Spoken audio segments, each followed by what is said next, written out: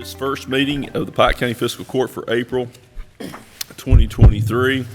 The agenda's not too long. We're going to try to get through this as quick as we can.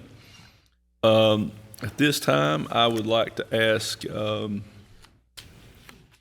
Nee Jackson if he would come up and say the invocation for us. While Nee's on his way up, if everyone would turn their cell phones on silent or turn them off, I would appreciate it so that we don't get interrupted. And like I said, we're going to try to move through this as quick as we can.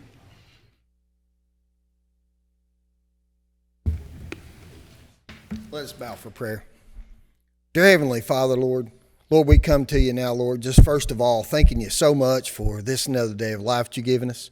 Lord, we thank you so much for this time of the year, dear Lord, that we celebrate your son Jesus who died on that cross and then was arisen on the third day, that each and every one of us could have eternal life. And Lord, I just ask that you be with each and every one of these court members, dear Lord, that they would do your will and for the betterment of Pike County. Lord, I ask that you keep your protecting hand upon the people of Pike County, dear Lord, and Lord, that we'll continue to progress. Lord, I just ask that you watch over us and give us traveling mercies in your precious and holy name. Amen. Amen. Amen. Clerk, please call the roll. Judge Jones. Present. Commissioner Scott. Present. Commissioner Atkins. Here. Commissioner Blackburn. Here. We have a quorum and we are ready to proceed. I'd like to ask Pikeville City Police Detective Bruce Collins if he would lead us in the Pledge of Allegiance. To the flag of the United States of America, and to the republic for which it stands, one nation, under God, indivisible, with liberty and justice for all. Thank you, sir. First item is the approval of the minutes of the March 21st, 2023 meeting of the Pike County Fiscal Court. Is there a motion to approve? Motion by Commissioner Atkins. Is there a second? Second. Second by Commissioner Scott. Any question or discussion? Seeing none, Madam Clerk, please call the roll. Commissioner Scott. Yes. Commissioner Atkins. Yes. Commissioner Blackburn. Yes. Judge Jones. Yes. The next item is we have a proclamation declaring April 20th to 22nd, 2023 as Hillbilly Days in Pike County, Kentucky. And we have the proclamation here, and I would ask the clerk if she could read that for me. I can get, Roy, you want to read it? I got a little problem today. Okay. Oh, she don't. She's got a cold. All right. Hillbilly Days. Whereas, for this, the 46th year, hillbillies from across the nation and Canada will travel to Pike County, Kentucky to attend one of the Commonwealth's largest outdoor festivals. And whereas we hereby honor the founders of Hillbilly Days, Howard Dirty Ear Stratton and the late Shady Grady Kennedy, for their vision and commitment to the success of such an enormous charitable event. We applaud the determination and effort the Shriners have demonstrated throughout the years to help support the Shriners Hospital for Children. And whereas for every dollar spent during the festival with a heart, a portion is donated to improve the lives of children in need of the wonderful and selfless care of the Shriners Hospital. And whereas several $1 million in proceeds from Hillbilly Days have been donated to the Shriners Hospital for Children in Lexington, Kentucky, the hospitals use these donations to provide the highest quality of advanced medical care for children with a variety of diseases, including orthopedic conditions, spinal cord injuries, burns, cleft lip and palate, and plastic surgeries within a compassionate, family-centered, and collaborative care environment. And whereas currently 14,918 children from across Kentucky are receiving care at the Shriners Hospital for Children in Lexington, Kentucky, this includes 323 children receiving treatment from Pike County, in addition to 763 children from the surrounding counties of Floyd, Johnson, McLaughlin, Letcher, Knott, and Martin are receiving care in Lexington. And whereas Hillbilly Days is a source of pride and accomplishment for Pike Countyans and others that attend and contribute to this great festival with a cause. Now therefore be it resolved, I, Ray S. Jones II, Pike County Judge Executive in the Pike County Fiscal Court, do hereby proclaim April 20 through 22, 2023 as Hillbilly Days in Pike County, Kentucky, and urge all citizens to participate in the many activities to support this worthwhile event. Witness our hands, Ray Jones, Judge Executive, Ronald Scott, Commissioner, District 1, Leonard Bubby Atkins, Commissioner, District 2, Orville Blackburn, Commissioner, District Number 3. We have a special guest here. We have Mr. Jimmy Kenny, who is the son of the late Shady Grady Kenny. Jimmy, would you like to come up and say a few words and before we act on this proclamation? Have to get official here, you know. Well, on behalf of my dad, the late Shady Grady Kenny, and Dirty Ear Howard Stratton, and Hillbilly Clan Worn Out House 2 here in Pikeville, really appreciate this. And, you know, it all started with the Fiscal Court back in 1977, prior to 77, when Dad and Howard had to come here to get the okay to have this festival. And it started out as just a parade, just a small parade to get a little excitement rolling in the town, I guess, is what they were trying to do. And lo and behold, it grew into what it is now. And without the support of the Fiscal Court here in Pike County and the city, Mayor Hamley, without the okay of them, Wayne Rutherford, I don't guess we'd have had a Hillbilly Days. But through their help, the city's help, it grew, and look where we are now. I mean, you're looking at over 100,000 people coming through here, you know, in the 3 days. And think about all the kids, just like you said there, that we support. I think that's a number that people don't realize, but you take just in this county, numbers you said, 323 active patients just in Pike County. That's what we're taking care of. This is the main source of what we're doing. And through the guys, what they do, they work all year trying to make this thing successful. And without the chamber, the city, I mean, it's a joint venture with everybody here. And it's an honor to be here, to represent them. And thank you all so much for everything you've done. Jimmy, I just want to speak on this briefly. I remember the first Hillbilly Days parade. I remember standing over on 2nd Street, close to where TJ's gun shop was. Yeah. And it was hot. It was a hot day. And I was sitting there. I remember eating ice cream, standing there watching the parade, and to see how the event has grown and how many people come in, and where the money goes to help kids through the Shriners Hospital, it makes me proud to be a Shriner. We have a lot of people who.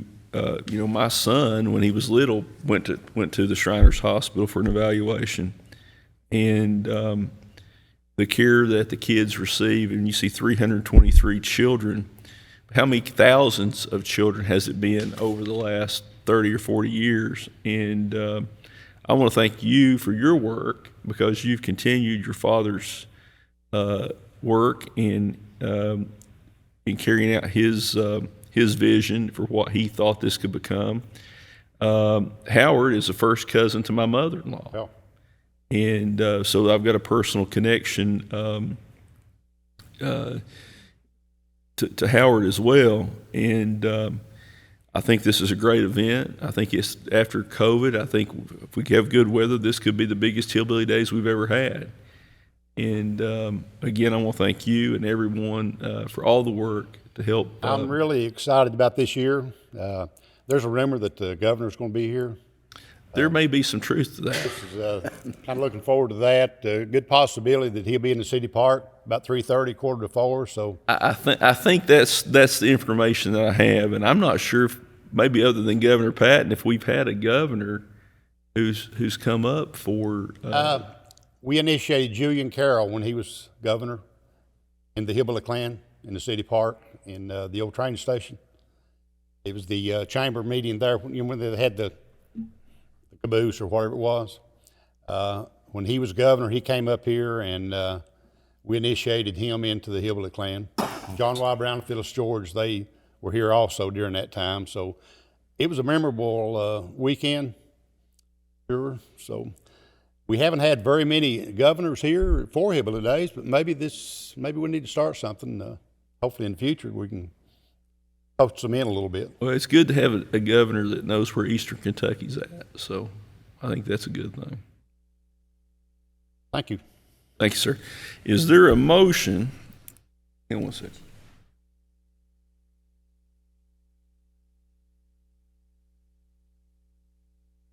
Is there a motion to adopt the proclamation declaring April 20th to 22nd, 2023 as Hillbilly Days in Pike County, Kentucky? Yep. Commissioner Blackburn, we have a motion. Is there a second? Yeah, I'll second. Second by Commissioner Atkins. Commissioner Atkins, being a Shriner, and would you like to speak to this proclamation? It is a good thing, and I don't put forth the effort that Jimmy Kenny and several others it does. My brother, he's a Shriner. They help the kids more and more. It touches home. My nephew, when he was born, my wife's nephew, he had webbed hands, feet. Well, we got him in Shriners. He's playing basketball, golf, fishing, doing great now. So they do good work, and it's heartfelt to see the kind of care they take of these kids. I've had the privilege of going to the hospital. And if you got a heart, that's where you'll find it down there if you make one trip. Thank all the Shriners, Masons, everybody that makes this possible. Thank you, sir. We have a motion. You have something, Commissioner Scott? Yeah, I'd like to speak a couple words on that. I don't think there's nothing no better than the Shriner Hospital, because I'll tell you what, they fixed my grandbaby. And he fell off a step and it broke his femur bone up here, and they had to put a rod in, and he was about 6 years old, and he's doing good with it. And I want to thank you for all your work. I've come to Hillbilly Days all my life here, you know what I'm saying, ever since I was a kid, you know, small, you know. But I don't think I've ever missed a one, not the first. Well, thank y'all for what you do, though. They're a lot more fun when you don't have to campaign during them. I can tell you that much. I don't like that part of it. I don't either. I didn't campaign at the last one.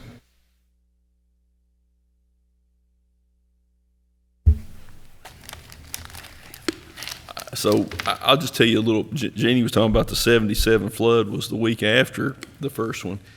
My senior year of high school, we were all out on a day like this. Fabian remembers this because I think we were out running around that week. It was Hillbilly Days, our senior year of high school. We were all wearing shorts, and the next week we got 27 inches of snow the week after Hillbilly Days. So hopefully we'll have good weather and no snow. There's a story about this. A lot of people don't know, but it has been said flood Really? Well, we may need to talk about that one off the record. All right. So we have a motion and a second. Madam Clerk, please call the roll. Commissioner Scott? Yes. Commissioner Atkins? Yes. Commissioner Blackburn? Yes. Judge Jones? Yes. Jim, would you like to do a picture with this proclamation? Come on up. Let's get all the commissioners down front.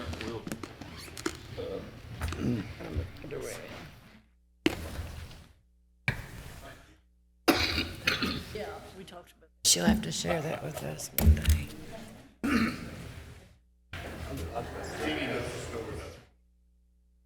She and I have been working.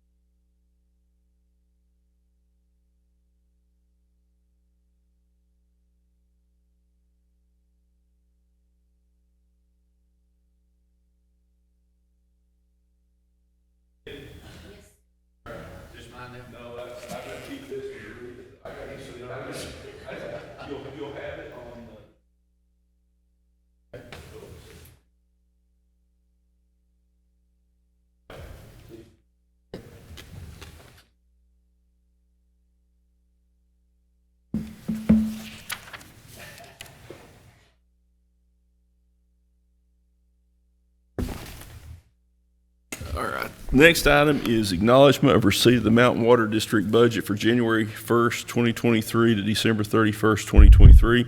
We have District Chairman Randy Tackett here today, and we have Mike Spears, who is the accountant for the district.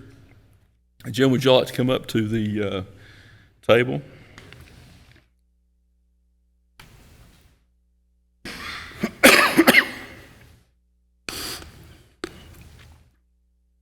Randy, bad news to begin with. There may be a water leak at the mouth of Left Fork of Island Creek because there's water running across the road.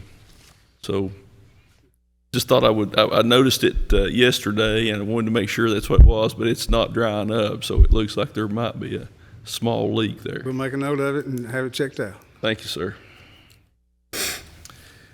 All right, gentlemen, just for the purpose of the record and folks who might be watching this, if you'll turn your microphones on, just briefly introduce yourself and tell the folks out there your position.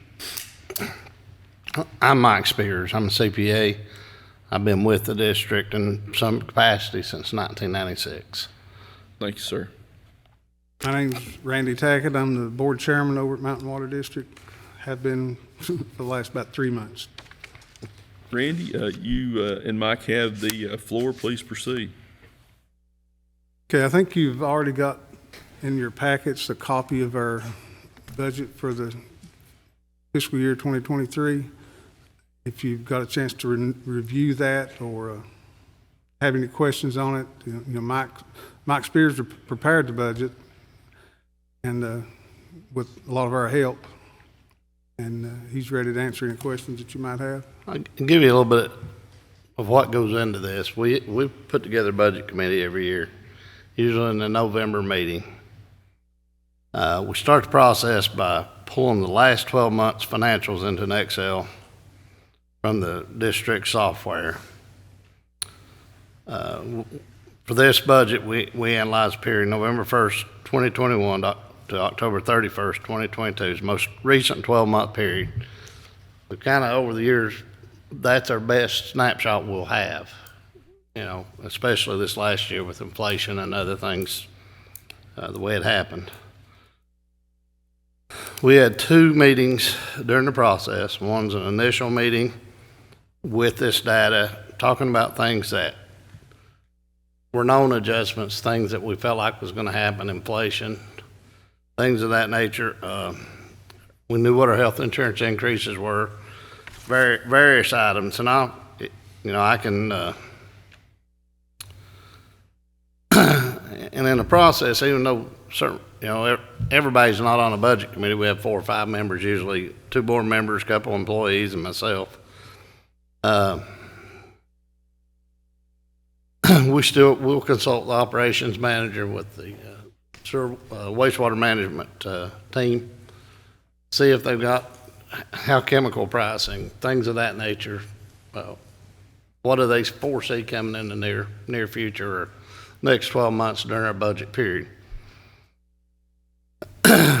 And it usually is a 2 to 3 meeting process. We'll discuss it. I'll go back and make adjustments. We'll look at it again, and if we need to go further, we do. And once we're comfortable with it, we'll stop. And basically, give you a few examples. Residential water sales were reduced for the upcoming year based on, we get our number of residential customers at the beginning of the test period, and at the end of the test period, we had 107 decrease in customers during that test period. So I'll project that out, and we decreased residential water service revenues by $45,867 in the budget. We start with that 12-month period, and then we make adjustments to that. Commercial water sales were increased for pro rata increase customers during the test period, 5 customers for an increase of $5,459. Public authority had 1 new customer, $2,800 increase.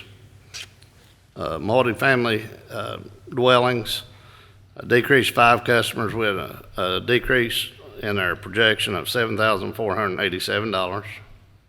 Residential sewer revenue Revenues were decreased for the loss of 15 customers at $11,469. And commercial service revenues were increased pro rata based on 14 new commercial customers, increased 35,846 over the test period.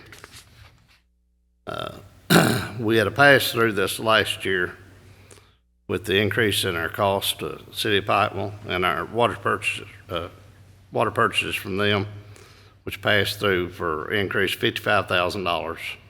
Mike, can I interrupt you real quick? Yes. So, just to summarize this, you're seeing a reduction in the number of residential customers. Is that a fair statement? Fair statement. And you're seeing a reduction in multifamily dwellings. Yes. And if I'm looking at this correctly, you're showing, in terms of your operating revenues for residential, an actual revenue of $6,951,474 in the 2021 calendar year. The budget for 22 was $6,777,000, and your estimate in this budget is $6,680,000. Correct? Yeah. Is that, so you're basically projecting over a $270,000 reduction in residential water revenue from 2021 for going into this budget. Yes. And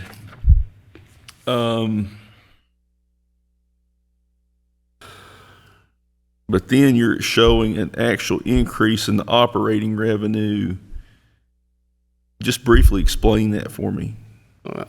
One of the big items is picking up, the sewer's picked up. Sewer's gone from 384 to 434. Well, no, that's right. Let me get a drum out.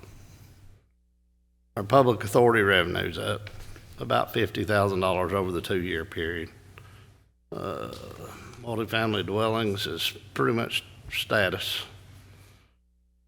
It did have a high in 2022 of 300,947. It's estimated 2023 of 290,498 due to loss of some in that fiscal period, beginning the end of the test period, lost customers. We just project that lost customer base over the next 12 months because we don't, like I said, we're in a declining population, I assume.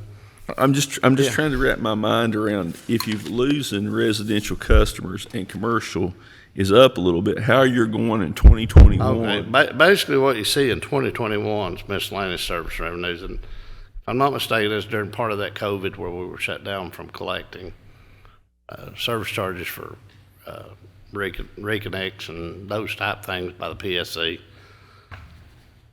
But and that put it, that did put a big crunch on us. Other water service revenues, and I'd have to see what's in that account.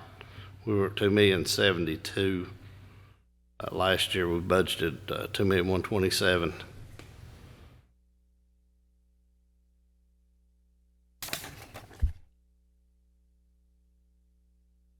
Then we have the $55,000 I already spoke to, the pass-through adjustment. And the other water service revenue is a big driver. I'll go back and see what those counts, because we've got many more accounts than what's on this. I'm just, like I said, I don't. Well, our sewer, well, I'll tell you, the other water revenues on this, because they don't have sewer included. That is our sewer. Sewer's up roughly $200,000. Where is that on the second page on your revenue? If I'm just okay, the sewer revenue is it. I put it under that other water revenues because they don't have a place for sewer revenues on this form. So do we know if that's because more people are signing up for sewer? Well, we added the Belfry plan on, so that was 200 whatever customers on that. So those revenues are projected, are in here. And then sewer revenues.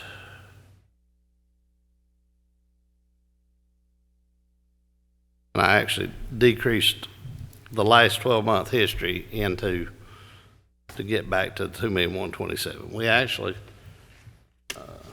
for that test period, had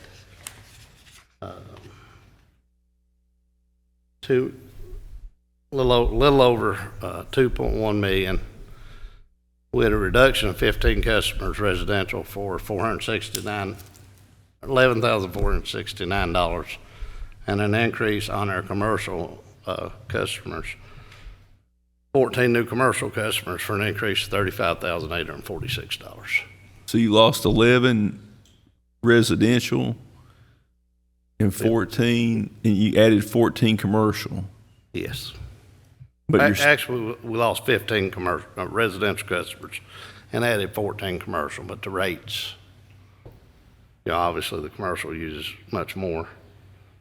you're projecting a operating loss of $2,796,503 for this next budget.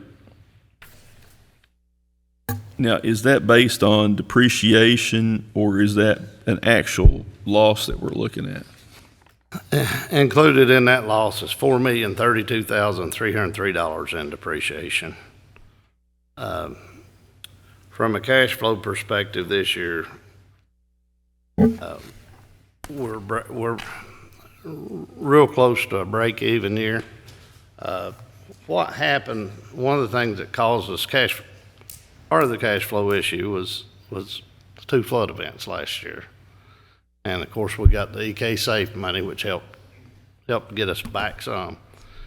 We were showing about break even on our cash flow, in our cash flow statement. I don't have it with me on the budget.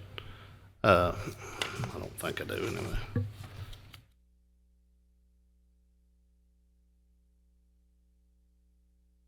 So I would like to see at some point a copy of the cash flow statement. I do have a copy of it here. Yeah, here it is. I see it right here.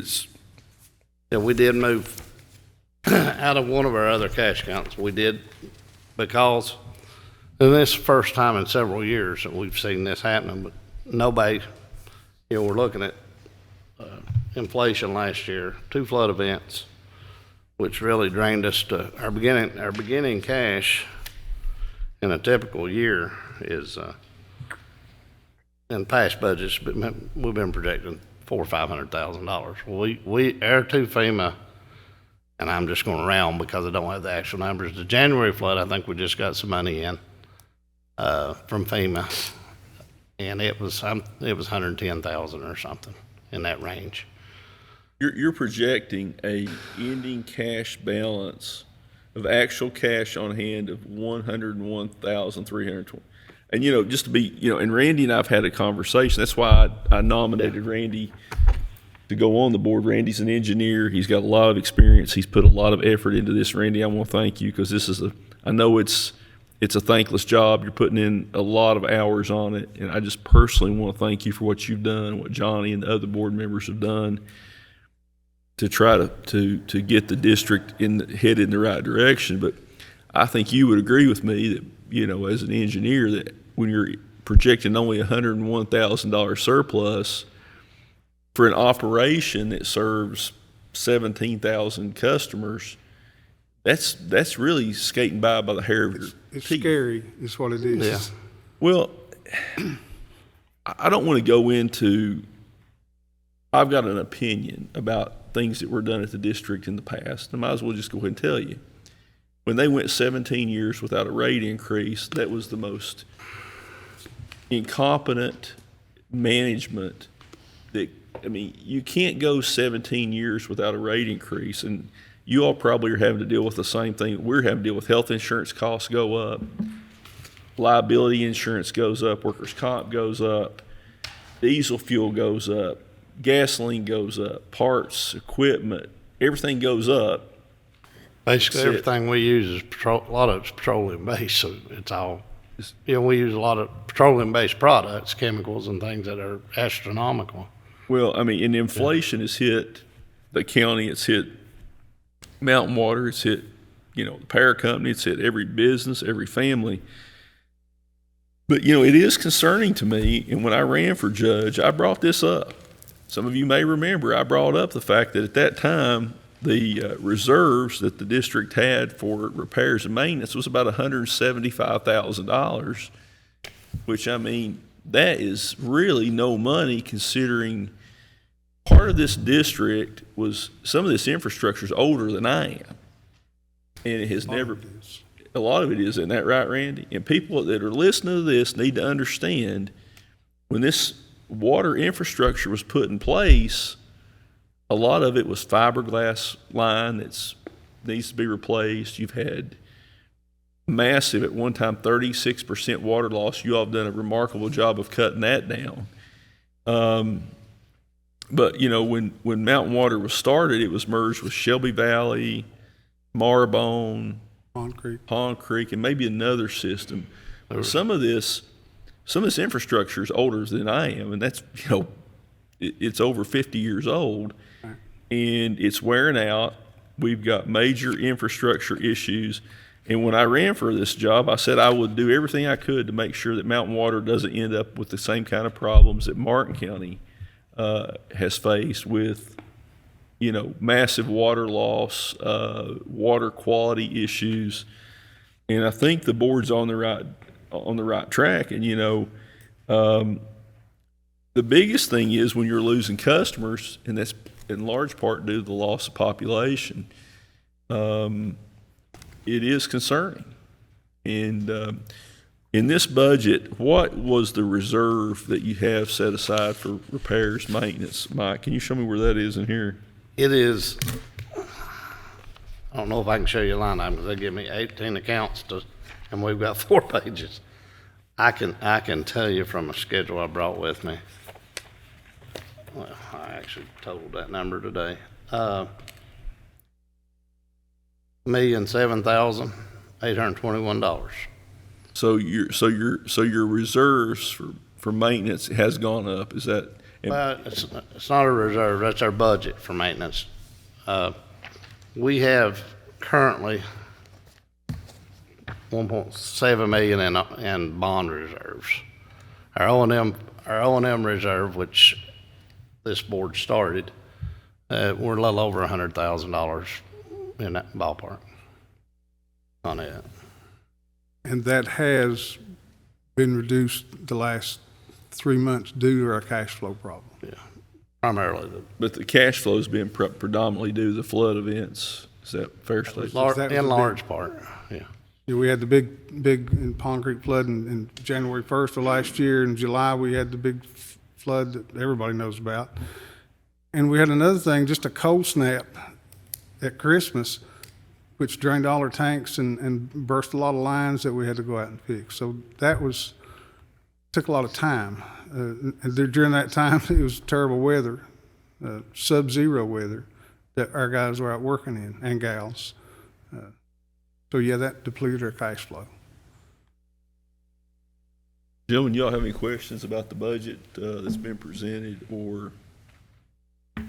Okay, the packet that I provided to everyone and to the commissioners, if they look on page 2 of it, one thing that I'm really proud of that we've been able to accomplish over there, there's a little chart in the middle of page 2 that has the current or proposed rate for the first 2,000 gallons for customers in Mountain Water District, Martin County, you mentioned Martin County, Southern Water and Sewer District in Floyd County, Knott County, and Letcher County.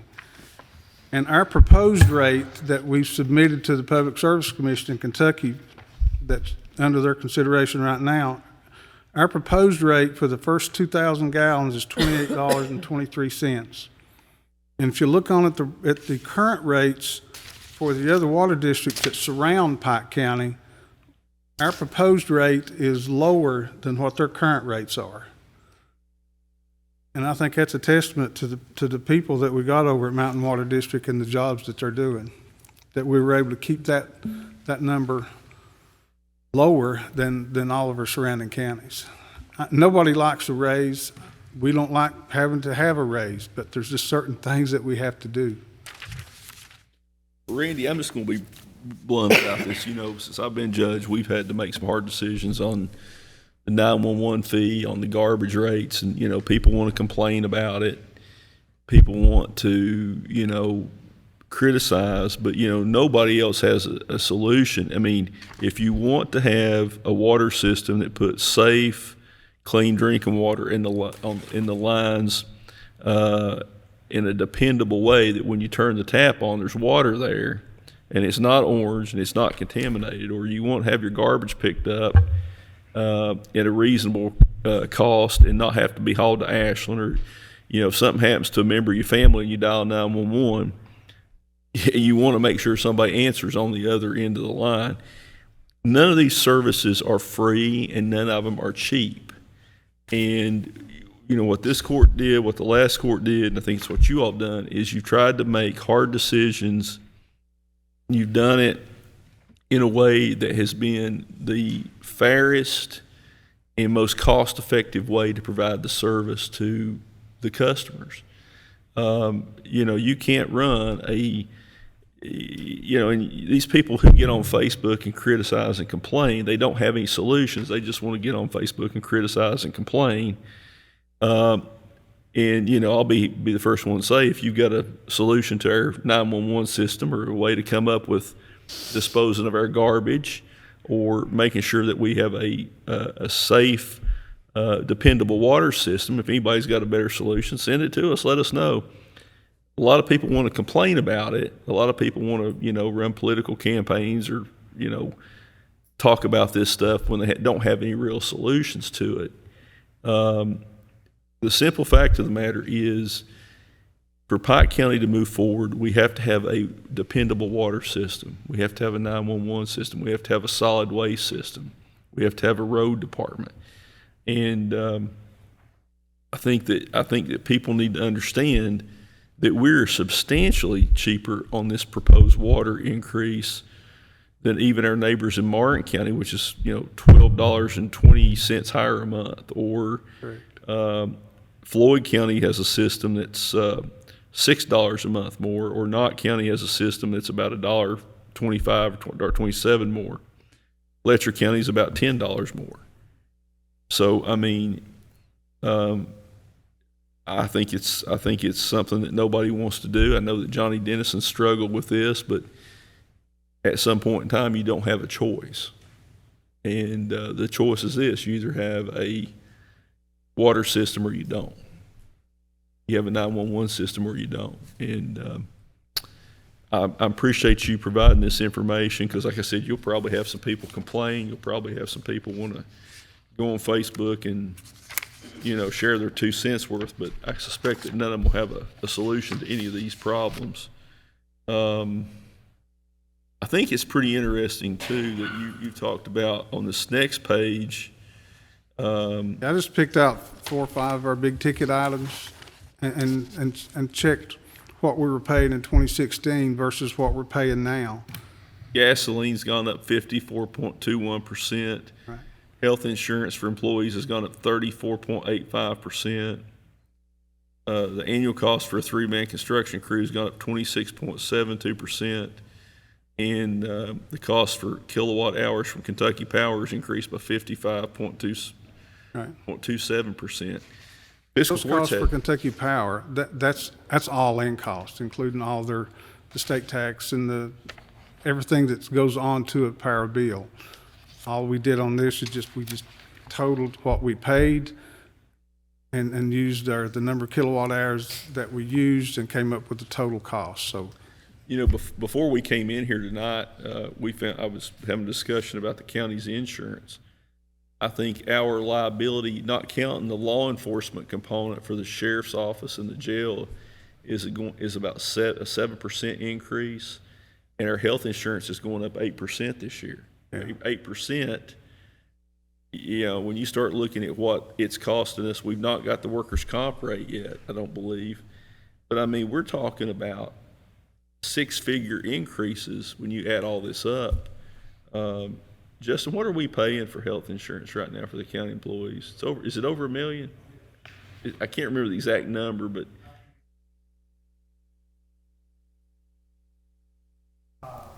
yeah. So you're talking $120,000 or $30,000 increase just for us on their health insurance costs. Yeah. And those costs have to be paid somehow, because, you know, the employees don't work for free, and, you know, you can't expect them to work without health insurance. And but I do appreciate what you all have done at the district. I know that Mr. Sawyers is retiring, is that correct? Yes. And is there a search underway for a replacement for a new superintendent? We do have we formed a search committee, and actually last night we had interviewed 5 people for that position. Lasted a little longer than what I thought it was going to, and so we interviewed 5 people from 5 o'clock until 9 o'clock. And I had hoped that we'd be able to meet as a board after we had performed those interviews and come to a decision, but everybody was worn out. And we've got another meeting scheduled for Monday, this coming Monday, that all 5 board members will gather around the table and get out all of our notes and discuss who we're going to ask to take that position. Well, we again appreciate everything. Do y'all have any other questions for Mike or Randy? Well, gentlemen, I'm going to get you guys out of here. I know you all have had a long day, but is there a motion to acknowledge receipt of the Mountain Water District budget for 2023? Motion. Motion by Commissioner Atkins. Is there a second? Second. Second by Commissioner Blackburn. Any question or discussion? Seeing none, Madam Clerk, please call the roll. Commissioner Scott? Yes. Commissioner Atkins? Yes. Commissioner Blackburn? Yeah. Judge Jones? Yes. Gentlemen, thank you all. We appreciate the opportunity to get to come in and give you our story.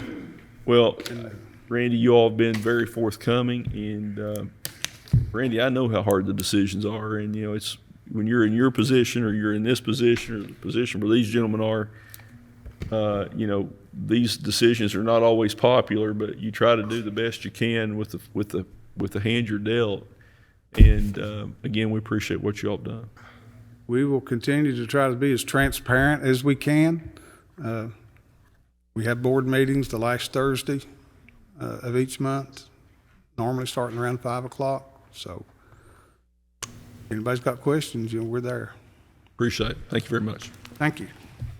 All right. I'd like to ask Detective Bruce Collins if he would come up. We have a resolution that is on the agenda, but before we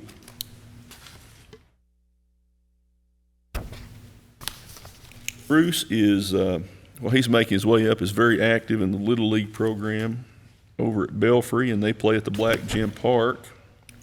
And Bruce, why don't you tell us about what you all have asked the court to do as far as the Cal Ripken League and the Little League and so forth, and you have the floor, sir.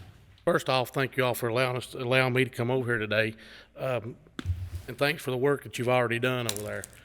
This year, of course, there's no school ball over there because we've only got the middle school and the elementary school.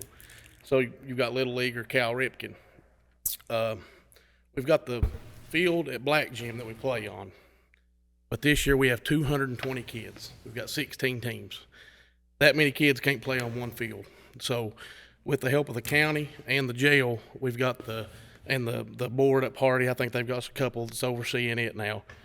We've got it cleaned up, but we need just a few more things to be able to play. Right now it's like playing on hard pan. You know, they got it cleaned up, but it's just straight ground. The big field needs a pitcher's mound, which is just some dirt, and we can mold it in. But we need some brick dust on both of those fields to make those playable. And then the other item was to name the field at Black Gym, not the park, just the field, after Richard Hall, who was just he was a great advocate for baseball over there. He always made sure that kids had what they needed, and he was just a great mentor to a lot of kids. He probably coached 90% of the coaches that are there now. He coached them whenever they were younger. So let's deal with the resolution. We have a resolution of the fiscal court naming the baseball field at Black Gym Park as the Richard Hall Field. Is there a motion to adopt that resolution? Motion. A motion by Commissioner Blackburn. Is there a second? Second. Second by Commissioner Atkins. Any question or discussion? Seeing none, Madam Clerk, please call the roll. Commissioner Scott? Yes. Commissioner Atkins? Yes. Commissioner Blackburn? Yes. Judge Jones? I'll give this to you here in a second, Bruce, and you can take that to the family because we've signed that. Thank you. The other thing is, I don't know, we wouldn't need a motion to get the brick dust and stuff on that, will we, Frank? Okay. So Paul, can you get with Bruce? I'm going to talk about some stuff with Commissioner Blackburn. This is his district, and we've got another issue that we're going to deal with tonight on another county park.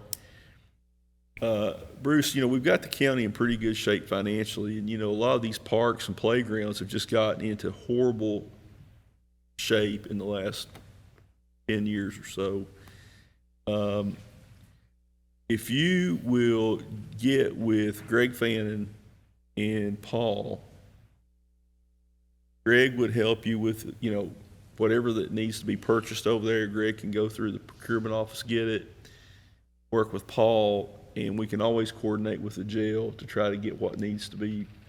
Right now, you all have, and you don't know how much we appreciate it. You've got us up good. We've got a new dugout at Hardy. We've got the concession stand up. It's ready to run. So, and we haven't played. The middle school softball team also utilizes the little field at Hardy. The big baseball field over there, they probably haven't played baseball games on either one of those fields in the last 4 or 5 years, I would say. They have used them for practice, but with 220 kids, we're going to have to play some games at those places. So, like I said, we've got a new dugout. We just had the storm the other night, and Paul and his crews already went and looked at that to get our dugout fixed down there. We've got everything ready to go. Everything's in place. They've got us to paint over there, and you've got 220 kids. So we've got a bunch of mommies and daddies that are willing to help out and do their part to make sure that these kids have the best season they've had. Like I said, if you can get with Paul and Greg and whatever we need to get to make sure the fields are ready to play and make sure that they're in a safe condition, because some of these fields have gotten ruts in them. They've just not been maintained. We'll make sure that we get what you need. We appreciate the parents being willing to pitch in because I've told you, Paul doesn't have the manpower. We just don't have the manpower, and we're getting ready to contract out some repairs at some of the parks. We're going to deal with another one tonight that's really an embarrassment that I've made a commitment that I want to get in good shape before the end of this term, hopefully in the next few months. It's a grapevine. It's a mess, and we need to get some work done over there. So we appreciate you and the work you do, not only for the kids in Pond Creek, but what you do here in the city. You've been a good friend, and you've been a good representative of the city. And again, we appreciate your service to the county and the community. So you get with Paul and Greg and tell them what we need, and we'll make sure you got it. Will do. Thank you very Thanks, much. sir. Thank you, Court. Next item is the acknowledgement of receipt of the Pike County Conservation District Budget and Annual Plan of Work. Is there a motion to acknowledge receipt? Motion. Motion by Commissioner Atkins. Is there a second? Second. Second by Commissioner Scott. Any question or discussion? Seeing none, Madam Clerk, please call the roll. Commissioner Scott? Yes. Commissioner Atkins? Yes. Commissioner Blackburn? Yeah. Yes. Next item is the adoption of resolution approving the execution of the County Road Aid Cooperative Program Agreement between the Pike County Fiscal Court and the Commonwealth of Kentucky for the fiscal year beginning July 1st, 2023, is providing KRS and accepting all roads and streets referred to therein as being part of the county road system. This is the agreement that we have to order to get the state money. This year, it looks like the total is about $2,704,188.39, and that's up just a little bit from last year. It's still not enough, but it certainly makes possible most of the work that we do. Is there a motion to adopt the resolution as previously stated? Motion. Motion by Commissioner Atkins. Is there a second? Second. Second by Commissioner Blackburn. Any question or discussion? Seeing none, Madam Clerk, please call the roll. Commissioner Scott? Yes. Commissioner Atkins? Yes. Commissioner Blackburn? Yes. Judge Jones? Yes. Next item is the authorization for orders of affiliation for the Shelby Creek Volunteer Rescue Squad, Camper Fire and Rescue Squad, Pike County Technical Rescue. This is an annual agreement that we have to have in place. Is there a motion to authorize the orders of affiliation? Motion. Motion by Commissioner Scott, second. Second. By Commissioner Blackburn. Any question or discussion? Seeing none, Madam Clerk, please call the roll. Commissioner Scott? Yes. Commissioner Atkins? Yes. Commissioner Blackburn? Yes. Judge Jones? Yes. The next item is we have approval of a maintenance agreement with Wellmore Coal for Miller Creek Road, where they have agreed to provide funding to help the county with the resurfacing of that road by paying for 750 tons of blacktop, the amount of $73,125 to be paid by April 28, 2023. Is that correct, Fabian? Fabian did a great job. This is reaching out to the coal company. It benefits them. It benefits the taxpayers. And this is something that we've been very adamant about when we're dealing with some of these companies. And thank Wellmore Coal, which is a Virginia limited liability company, and for their cooperation with this. And is there a motion to approve the agreement with Wellmore Coal Company? Motion. Motion by Commissioner Blackburn. Is there a second? Second. By Commissioner Atkins. Any question or discussion? Seeing none, Madam Clerk, please call the roll.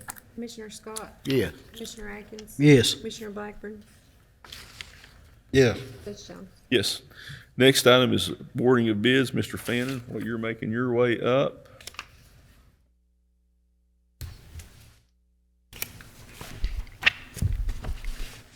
We're going to pass over treasurer's business till after executive session. Frankie's got to make some copies. All right, Mr. Fannin, you have the floor, sir. We had a bid opening on March 30th on bid number 17-2023 for 2023 gasoline four-wheel drive side-by-side. This is side-by-side that's being purchased to use with our trail system.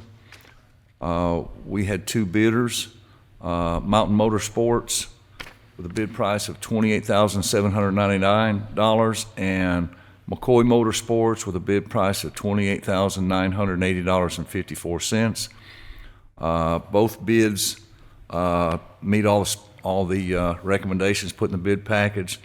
It'd be my recommendation that we award the bid to Mountain Motorsports Incorporated for a bid price of $28,799 and authorize the treasurer to issue a check for payment. I'm sort of curious. Mountain Motorsports is a Virginia company.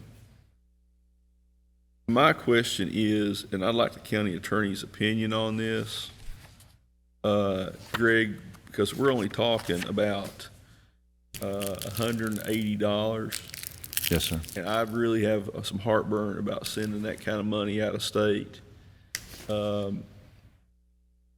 This is under $30,000.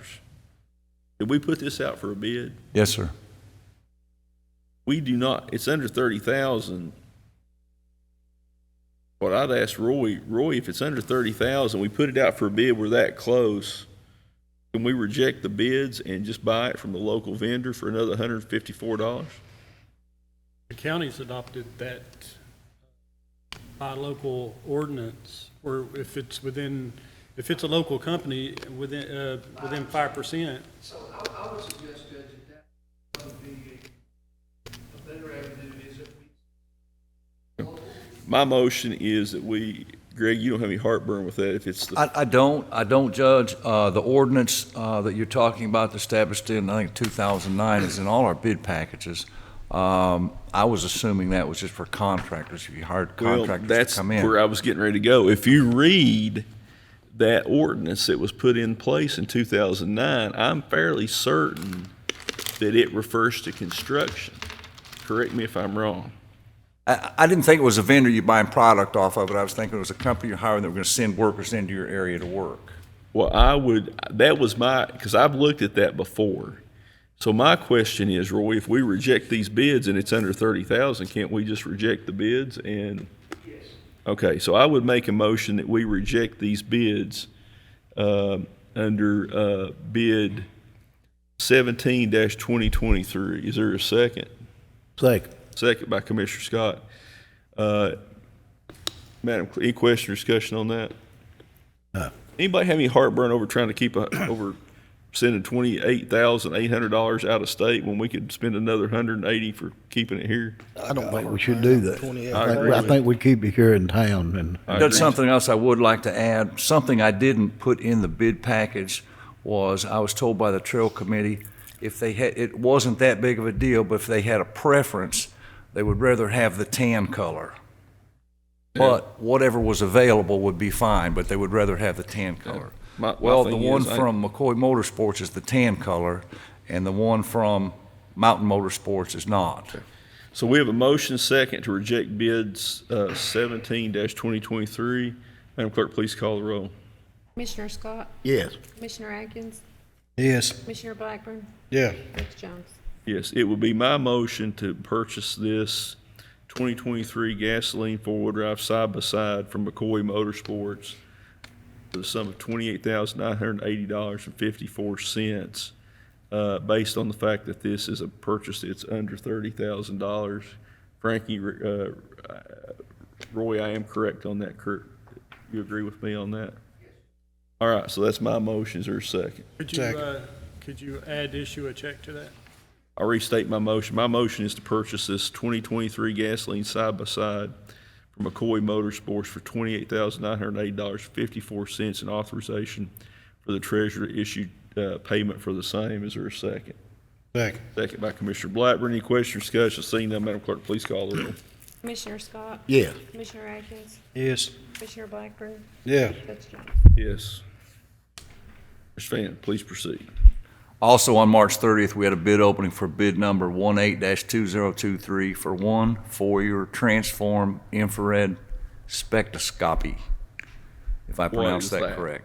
What is that? What is that? That is chemical detection equipment. That is for our emergency management department. They have a grant that will pay for 100% of this equipment, but because of the price, we have to put it out for bid.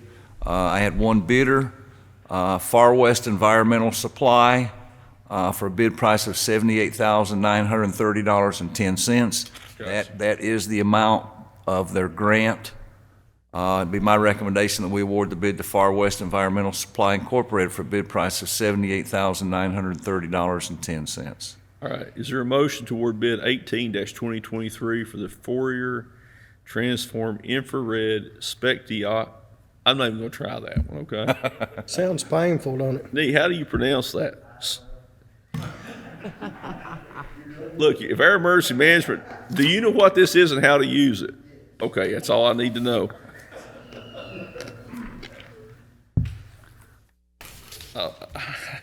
I'm not even going to say what I thought it said to start with. All right, from Far West Environmental Supply for $78,930.10 to be paid for with a grant in authorization for the county treasurer to issue payment for the same, subject to reimbursement by the grant funds. Is there a second? Yeah, I'll Is second. is there a motion? No motion. Motion by Commissioner Atkins. Is there a second? Second. Second by Commissioner Scott. Any question or discussion? Seeing none, Madam Clerk, please call the roll. Commissioner Scott? Yes. Commissioner Atkins? Yes. Commissioner Blackburn? Yeah. Judge Jones? Yes. Mr. Fannin, please proceed. We had a bid opening on March 16th, and in our last court meeting, this court approved bid number 16-2023 for a two-bedroom, two-bath trailer to be placed at Phelps for the ambulance service to use. We're going to have a closing later on this week, and I guess I'll need a check when I go to the closing. So this has already been approved. I just need authorization for the treasurer to issue a check for payment. All right. Is there a motion to authorize the check to Love Homes for the sum of $51,458.66? I think we already voted on this deal. Yes, we approved buying it, but we haven't approved the check. All right. Motion. Motion by Commissioner Second. Atkins, second by Commissioner Blackburn. Any question or discussion? Seeing none, Madam Clerk, please call the roll. Commissioner Scott? Yes. Commissioner Atkins? Yes. Commissioner Blackburn? Yes. Judge Jones? Yes. Next item, Greg. Something that we've kind of worked on for a while. We kind of had a little setback where our safety director, Mr. Spears, has been off. I've been kind of coordinating with emergency management department as well as Mr. Hickman on on trying to get us some AEDs. From all the discussions we've had and asking people outside of our little network here, there's two systems that are kind of the top of the line and most used. That's a Zoll AED Plus system and a LifePak CR2 AED. These are both on a NASPO contract, so even though I think the money is kind of going to be under our $30,000 allotment, they're both on our NASPO co-op contract. I got the pricing on the Zoll system, $1,613.15 each. We plan on buying 17 of them. I had found online, I'd have trouble getting hold of the person with the LifePak through NASPO, but I found this online. This company was selling for $1,695. Finally, about 4:30 today, I finally got a call back from the NASPO rep with Stryker, which is the company that manufactures these, with the NASPO price, and I was just assuming that the NASPO price would be a lot less than I found this online, but it's not. The NASPO price is $2,080.30. Now, neither one of these include the wall box, for mounting them on the wall. With the 17 places that we need them, we're going to need about 12 or 13 of the boxes. Now, the boxes for the LifePak, they're Wi-Fi ready. They have alarms on them. The safety director can go back through Wi-Fi and tell how many times that AED's been used over a 5-year period, and they're quite a bit. But the boxes themselves, the Wi-Fi and the alarm, all the system, are $551 a piece. Now, I'm not sure that this company, I just found this price online and hadn't talked to him. I was waiting to get the price on the NASPO contract, but then it kind of floored me at 4:30 this evening when the NASPO price was more than this. A good thing about this LifePak, that is kind of the one that most of the people we've talked to recommended. Is that the it's Zoll a little bit that's- more user-friendly. I'm sorry, John? I'll tell you what, I've got a Zoe in my truck if you want me to go get it and let you look at it. Hits a 5-year-old can do this Zoe. I think both these are both state-of-the-art systems. Oh, yeah. Now, the Zoll, like I say, they're $1,613. I don't have a price on the box. I was assuming that this came with the box, my fault. The box for the LifePak is $551, so I would think it would put this, if we got the boxes for the Zoll, I think they would put this up over $2,000 a piece. At this point, we need to kind of decide which one we would rather have. These prices aren't solid, to be honest. I don't have the box price for the Zoll system, and I'll have to do some more work to see if we can go around the NASPO contract if we want to buy the LifePak. Now, I was told by the people at LifePak that the Zoll system, when you get them, you have to switch the pads on them or something. I'm not sure. But he said the LifePak does have an 8-year warranty on it and has a 4-year battery warranty. And like I say, most of the people that we've talked to about these two systems have recommended the LifePak. And supposedly, like you say, the Zoll's easy to use. I'm told the LifePak is very user-friendly also. So I think either one of these systems would work.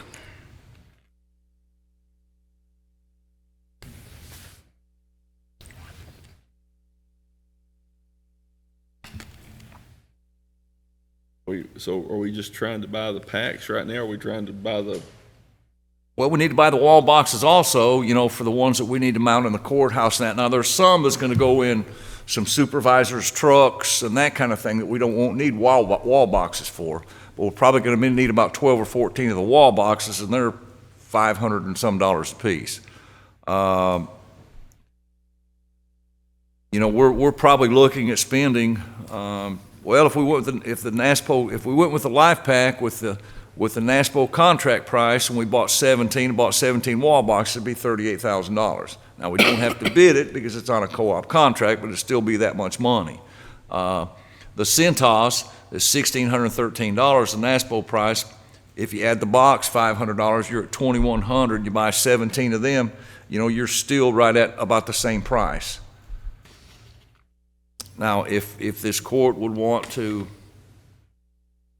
authorize me to purchase one of these systems up to a certain amount, I possibly could still be able to negotiate the price on both of these. My question is, what was about the Wi-Fi and all that special about a box? I mean, because really, if you use it, you're going to know you use it. What's the purpose in having all the Wi-Fi and the special $550 box when you can buy one online to hold it for like $35? Well, hopefully you'll be here quite a while. I may not be. There's probably a lot of people that work in this building that won't be here through the 8-year warranty of this. I understand. Of this thing. So with different people using it at different times and people coming and going. They've got alarms on them, right? Right. So, I mean, I do think that you need an alarm on the box, because if you don't have them and you don't have a way to know somebody's taking one out, how long do you think it's going to last? You've got people in here, because there's people come in here all the time, hillbilly days, or, if the door's left open or somebody's been in here, somebody comes in here and they open one of these boxes, because we don't have, in my opinion, a good enough surveillance system to really be able to track that. And if you don't have an alarm on that box, I just think it's a matter of time till somebody they'll be starting disappearing. Is that, they have an alarm on them? Yes, sir. I think that's kind of standard procedure in public buildings, to have a box that has an alarm with Wi-Fi. Because if you don't have that, somebody's just going to take them home with them. Okay, I just asked a question. I was just wondering. I'm just saying. I just think it's what I'm saying. As far as like Lowe's, Walmart, and them, they're just hanging on a pole. You know what I'm saying? But I know they're probably watched better than what it is here. That's why I was asking about that, because like the ones we've installed in our community building at the fire department, we ordered a box. It's a glass one, like you said. Remember the old fire extinguisher? You bust a glass, get it out. Same concept to that. I mean, I just didn't know what the reason for data told you how many times it's used, because, I mean, if you use it, somebody's going to know it, because you got to replace the pads, and a lot of times with the I agree with that. I mean, you're going to know it's going to be used. I was just looking at, the extra money, the $500. I wonder how many times you can use one without having to, change batteries. On the Zoe, it shocks 4 times, 4 different cycles, because it starts out at like a small voltage. Then you do CPR if your heart don't start back. Then it might let you shock again. It'll shock like up to 3 or 4 times. You have to recharge them? Or No, they're Duracell. Like I said, Judge, I've got one in the truck that I've not dropped off yet. If y'all want to see one, whenever we go to executive session, I'll go get it and bring it up here. It's got little bitty Duracell batteries, about 12 or 14 of them. And they're the lithium. Ours is a 10-year battery. 10-year warranty batteries. If it's not used, the battery's supposed to be good for 10 years on the Zoe that I've got. But if you use it, you have to just replace the battery? battery? I think, it's got a self-test, and that's another thing. If you put it on this box, somebody's got to go around and test these, where it be Willie or somebody else that's, upon we get to do it. You have to test these at least once a month. You have to do a monthly test. Do y'all have them at Belford?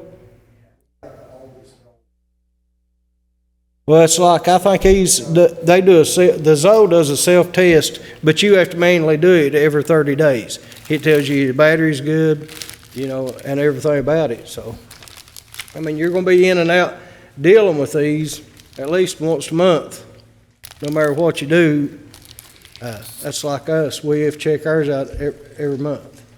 I'll make a motion to buy the Zoles, the 17 Zoles for the sum of $27,423.55. Hopefully, none of them will ever be used. Yeah, that's what I said. If you don't use them, we don't have to worry about it. Hopefully, you never have to use them. And then authorization to give Greg the authority to purchase the boxes needed and negotiate for the best price, and authorization for Frankie to issue checks for the boxes and the AEDs.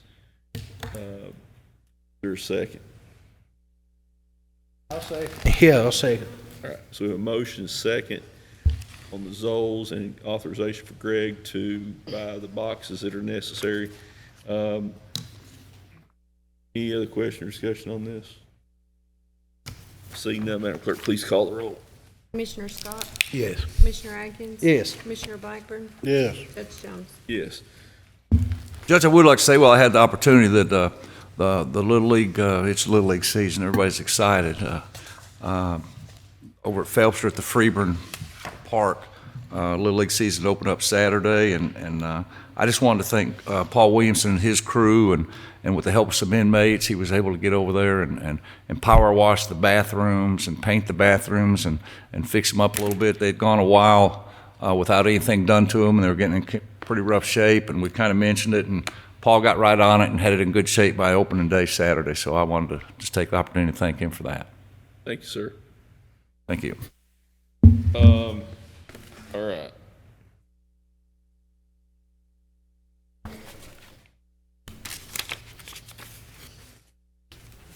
All right, Fabian, you're up. If you have anything to add, I'm gonna go ahead and make a motion to approve the completed and scheduled work orders list. Is there a second? Second. Second by Commissioner Scott. Any question or discussion? Seeing none, Madam Clerk, please call the roll. Commissioner Scott? Yes. Commissioner Atkins? Yes. Commissioner Blackburn? Yes. Judge Jones? Yes.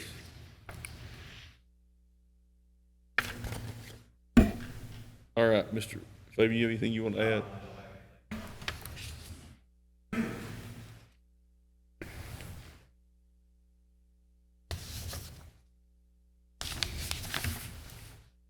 All right. We are going to go a little bit out of order. They are working on the Penny Street Bridge. We are. Step back a little bit with the. So we had the footers dug out, and we had two of the footers pinned with the 6-inch I-beams in it. We did not get to pour the footers before the rain started, and well, when the creek rose, it filled our footers in, so we actually got behind about 4 days on that. But hopefully, we're hoping by the end of this weekend, we will have at least 2 of the footers poured. All right. And then with any luck, hopefully the plant will be opening up Monday, the asphalt plant. Our paver, we had sent it in for our winter, our winter check, and there was some things that need to be fixed on it, and we've not received it back yet. I've made a call today, but they've not called back and told me when we might can pick that up. So we may not get to start Monday, but if we can, we will. Appreciate it. Thank you, sir. All righty. Next item is executive session. Colonel, would you please instruct the public in the court on the relevant provisions of the Kentucky Open Meeting Law as it pertains to the entry into executive session? Judge, under Kentucky Revised Statute 61.810, paragraph C, this body is allowed to go to executive session to discuss proposed or pending litigation, and under paragraph F, to discuss specific personnel matters that has come before it. Is there a motion to enter into executive session? Motion. Motion by Commissioner Atkins, second by Commissioner Blackburn. Madam Clerk, please call the roll. Commissioner Scott? Yes. Commissioner Atkins? Yes. Commissioner Blackburn? Yes. Judge Jones? Yes. We'll be in recess, hopefully for a very short period of time, and we'll return to call the chair. I'll make a motion to adjourn from executive session. Is there a second to adjourn? Second, Commissioner Scott. Madam Clerk, please call the roll.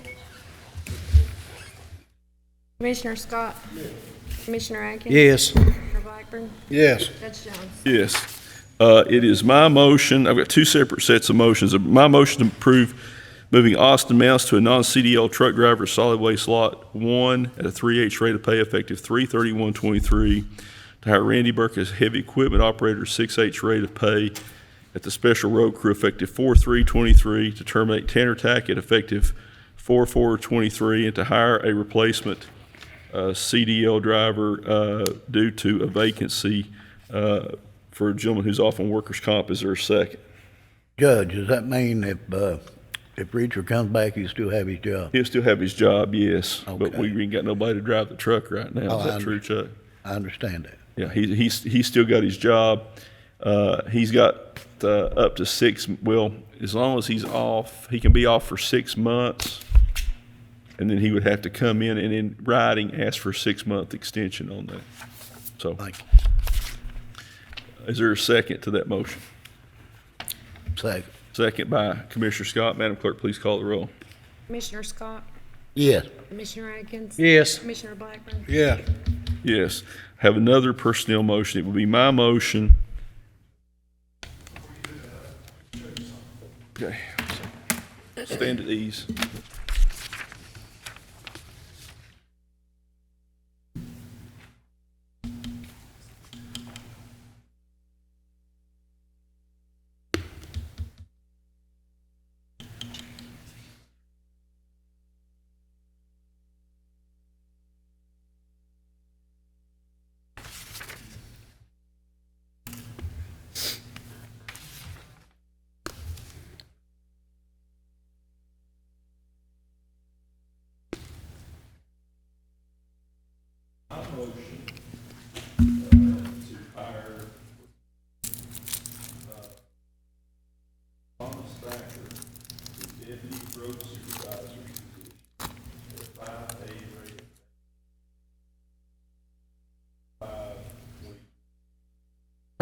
It is my motion to move Thomas Thacker to the Deputy Road Supervisor's job effective 4/5/23 at a 5H rate of pay.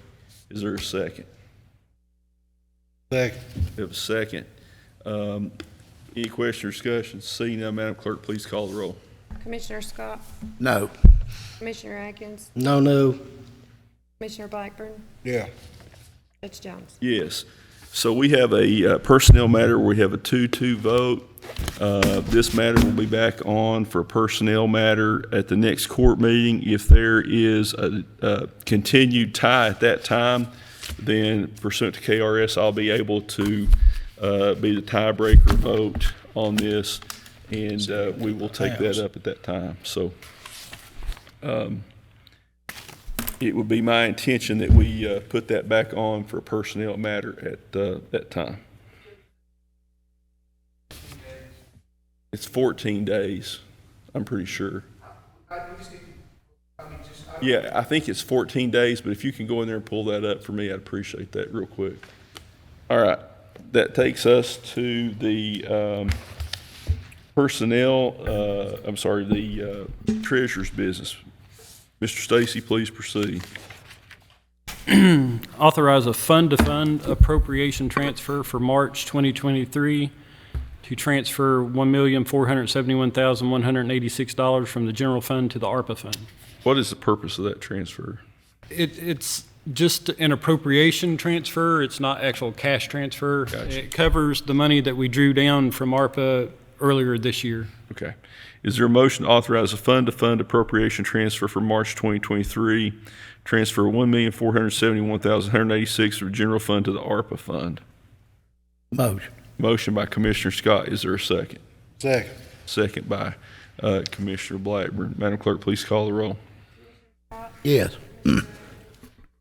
Yes. Yeah. Yes. Acknowledge receipt of the treasurer's monthly financial statement ending March 31st, 2023.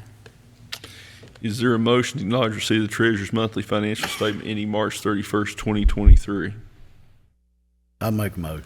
Commissioner Scott with the motion. I'll make a second on that. Any question or discussion? Seeing none, Madam Clerk, please call the roll. Commissioner Scott? Yes. Yes. Commissioner Blackburn? Yes. Yes.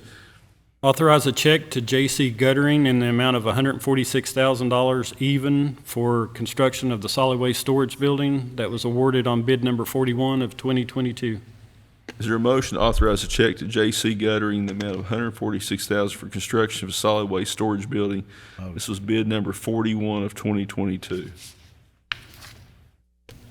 Motion. Motion by Commissioner Scott. Is there a second? Second. Second by Commissioner Blackburn. Any question or discussion? Seeing none, Madam Clerk, please call the roll. Yes. Yes. Yes. Yes.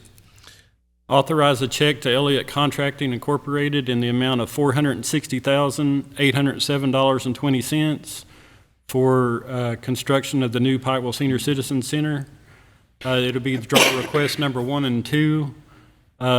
These are pass-through funds from CDBG grant that was awarded on that project. Draw request number 1 is in the amount of $334,212.30. And draw request number 2 would be $126,594.90. And then we'll write the checks once we draw the money down from the CDBG grant. Is there a motion to authorize checks to Elliott Contracting in the amount of $460,807.20 once the CDBG grant funds are received? Motion. Motion by Commissioner Scott. Is there a second? Second. Second by Commissioner Blackburn. Any question or discussion? Seeing none, Madam Clerk, please call the roll. Yes. Yes. Yes. Yes. Authorize checks for registration and expenses for any employee that needs to attend the 2023 SOAR Conference, April 5th, at the Big Sandy Community and Technical College in Prestonsburg. Is there a motion for to authorize checks for anyone and expenses? Checks for registration expenses for anyone that attends the SOAR conference, which will be tomorrow in Prestonsburg. Motion. Motion by Commissioner Scott. I'll make a second. Any question or discussion? Seeing none, Madam Clerk, please call the roll. Commissioner Scott? Yes. Yes. Commissioner Blackburn? Yes. Judge Jones? Yes. Authorize a check to the Kentucky Department of Local Government in the amount of $113,748.19 to turn over funds in the LGDF recaptured account back to Pike County's LGDF single county account. Is there a motion to authorize a check to the Kentucky Department for Local Government in the amount of $113,748.19 to turn over funds in LGDF recaptured account to the county's single county fund? We're not losing this. It just goes back in single county. Is there a motion? Motion. Motion by Commissioner Scott. Is there a second? Second. Second by Commissioner Blackburn. Any question or discussion? Seeing none, Madam Clerk, please call the roll. Commissioner Scott? Yes. Yes. Yes. Yes. Last thing I have would be to authorize payments to the election workers, polling places, and election commissioners for the May 2023 election once we receive invoices from the county clerk's office. Is there a motion to authorize payment to election workers, et cetera, for the May 2023 election once invoices are received from the county clerk's office? I make motion. Motion by Commissioner Scott. Is there a second? Second. Second by Commissioner Blackburn. Any question or discussion? Seeing none, Madam Clerk, please call the roll. Commissioner Scott? Yes. Yes. Blackburn? Yes. Yes. That's all I have, Judge. All right, thank you, sir. All right. Department supervisors, I'm not going to go through here. Anybody got anything to bring before the court? Department supervisors. All right. Journal down anything. Anything from your office. Judge Hickman is not here. His has an illness in the family, and we would just ask everyone to remember Reggie and his family in the prayers, and hopefully everything will work out. But Reggie was called away earlier today, so in any event, that brings us to commissioners' comments, and we'll start with District 2 Commissioner Bubby Atkins. I just want to wish everybody a happy Easter and hope you get to spend a lot of time with your family. And remember the whole reason, welcome Pike County back to the Ghetto Boys Club. Commissioner Blackburn, anything? I just wish everybody a happy Easter and good Hillbilly Days. Commissioner Scott. Yeah, I was thinking in regard of we had all the strong winds County over the weekend, and I'd like to thank the road crew. They really worked hard, so about 7 days that week, you know. And I'd say they're still not got it cleaned up yet. It was such bad, you know. We was out there for 2 or 3 days, you know. I want to thank everybody for the hard work. First of all, I want to thank all the road department employees because they had their hands full with all the trees that were down. It's never ending, whether it's a windstorm or a flood or, you know, a freeze or, you know, it's just one problem after another, it seems like. But our road crews are always out. They're putting in a lot of hours. They're going to have to put in some more hours to get caught up. They're way behind on the routine maintenance right now. So I want to thank them and just remember that a lot of days when everybody else is home, that those road department employees are out, whether it's plowing a road or cutting trees or repairing flood damage.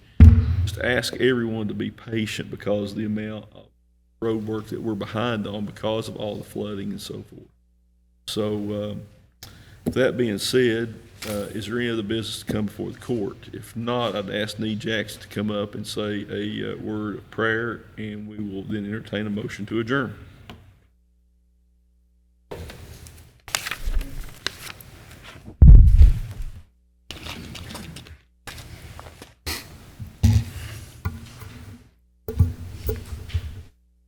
Shall we bow for prayer?